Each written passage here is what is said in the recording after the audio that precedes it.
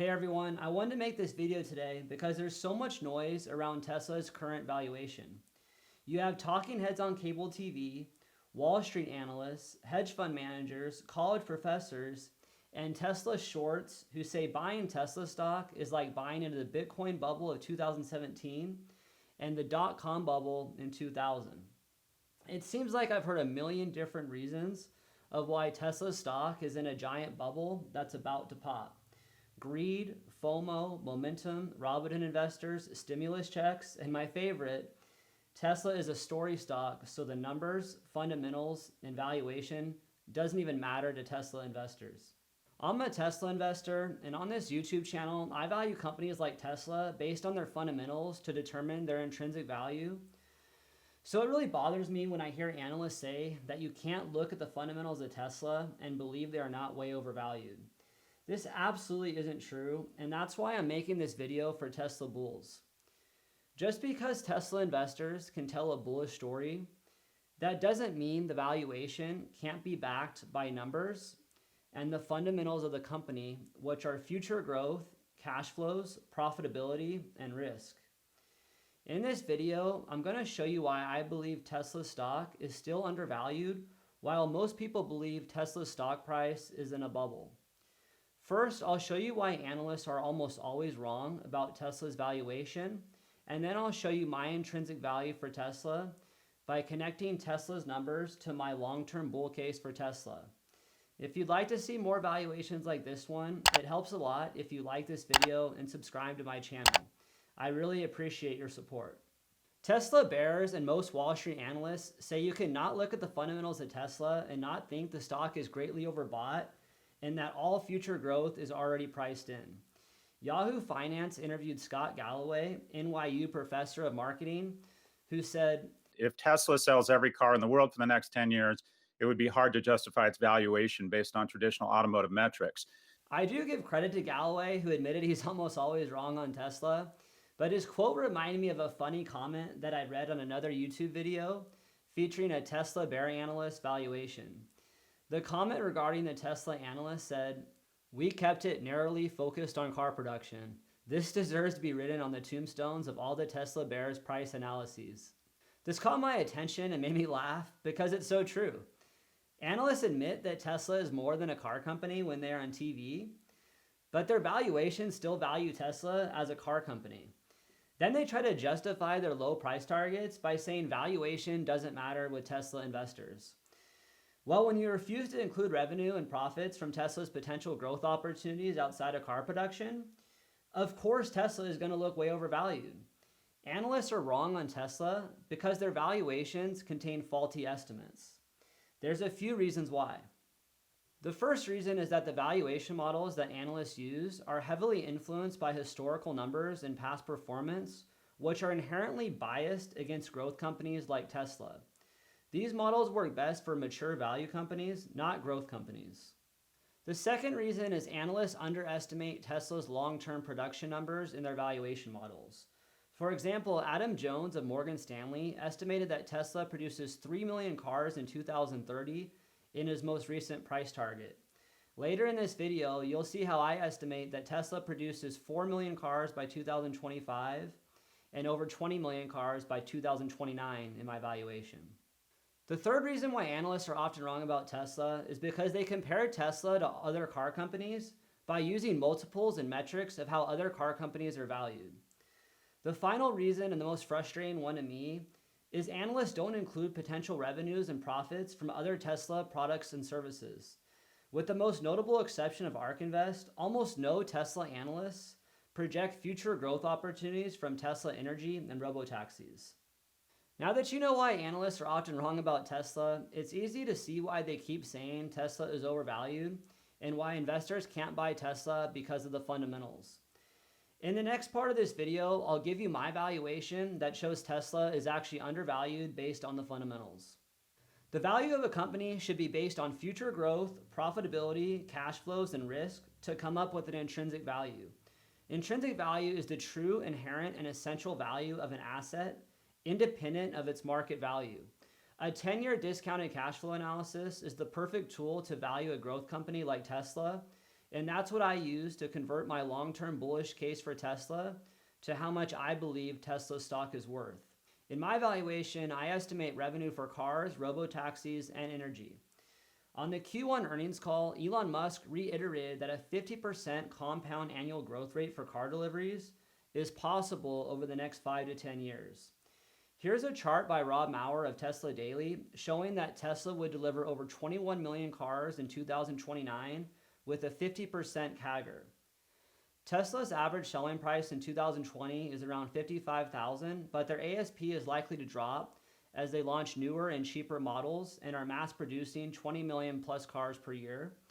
So I estimated Tesla's ASP at $35,000. Multiplying $35,000 by 21 million cars means Tesla would generate $742 billion from their car deliveries alone. In my first Tesla video, I gave 3 valuations for 3 different stories and gave revenue estimates for Tesla's autonomous robotaxi network and energy business. If you'd like to see how I came up with my estimates in more detail, I've included a link in the description where you can watch this video. In short, I estimated Tesla generates another $175 billion by 2029 from their robotaxi fleet and $100 billion from their solar business. Adding $742 billion from car deliveries, I estimated Tesla earns a total of $1.017 trillion in revenue in 2029. 10 years from now, the narrative of Tesla being an unprofitable company will be a distant memory. Tesla already has turned the corner by posting 4 consecutive profitable quarters, but the story of the next decade will be how profitable Tesla's business has become. I believe there's 3 reasons Tesla's profitability and operating margin could rise dramatically. The first reason is Tesla has a major manufacturing advantage. While other big car companies are falling further behind to build EVs, Tesla proved with the Shanghai factory that they can build better factories for less money and less time. On the Q2 earnings call, Musk made a point to emphasize that Tesla loves manufacturing. Musk said, "Well, we bring a massive amount of effort into manufacturing, the machine that makes the machine. There's probably 1,000%, maybe 10,000% more engineering required for the factory than for the product itself, so we're certainly making progress." So the long-term sustainable advantage of Tesla, I think, will be manufacturing. One of Tesla's biggest manufacturing advantages is vertical integration. Almost everything in a Tesla car is built in-house from scratch. Vertical integration gives Tesla complete control over its manufacturing process, which helps Tesla make manufacturing improvements and create new innovations at a lower cost. Every production innovation helps profitability. Another interesting thing that Rob Maurer likes to point out is that he believes operating leverage is the most underappreciated aspect of Tesla's business. His chart shows Tesla's operating expenses as a percentage of revenue has gone down 4 years in a row.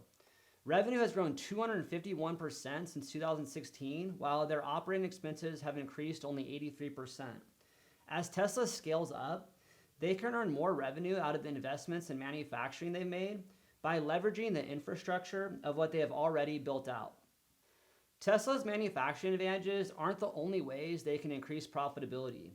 They have huge brand advantages with $0 in advertising costs, and they don't rely on dealerships for selling cars, which means they don't have to share profits with dealerships. Tesla's demand is still off the charts, so there are no signs they'll ever have to spend ad dollars or use a traditional dealership model to distribute cars. The final reason for Tesla's increasing profitability will make the biggest impact on increasing operating margin. Tesla has a massive software advantage.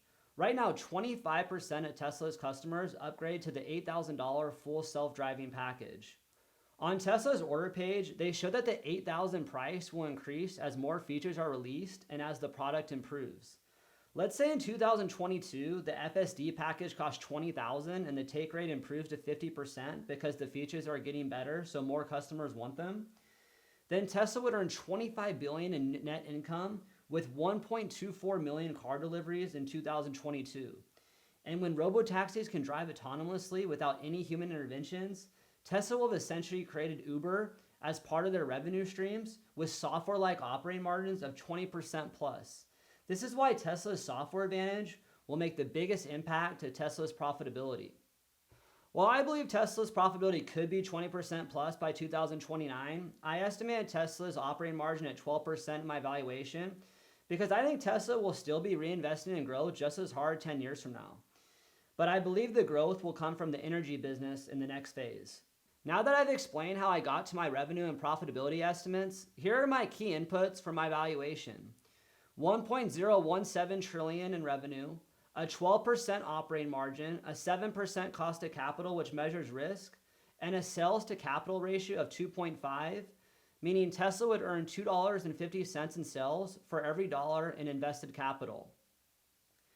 After entering these numbers in my 10-year discounted cash flow spreadsheet, my intrinsic value for Tesla stock today is $622 per share, which would be $3,112 pre-stock split. This is why I believe Tesla's stock is still undervalued in 2020. This valuation is my most bullish valuation for Tesla, and a lot of things have to go right for this valuation to play out. With that being said, this is an intrinsic valuation backed by Tesla's numbers, the fundamentals, and my bullish story. Keep in mind, I'm not saying Tesla reaches 622 per share in 2020 because I can't predict market behavior, but I do believe Tesla is worth that price based on this valuation. I believe Tesla has a great chance to become the #1 market cap company in the world in the next 10 years. Their addressable market and future growth opportunities are bigger than any other company.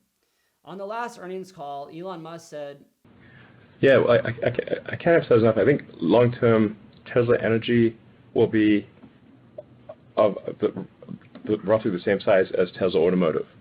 So, I mean, the energy business collectively is bigger than the automotive business. So you say, like, how big is the energy sector? It's bigger than automotive. I'd be shocked if Tesla isn't a $2 trillion market cap company in 2029. If Tesla's market cap hits $2 trillion, that means you can still 5x your money from today with the current market cap under 400 billion as of this recording. So yeah, I don't think Tesla is overvalued right now. But if you're buying at these prices, you should be planning on holding these shares long term for the story to play out. In the comments below, let me know if you believe in my story or disagree. Bulls and bears are welcome. If you enjoy this valuation, I'd appreciate if you like this video and subscribe to my channel. Thanks for watching.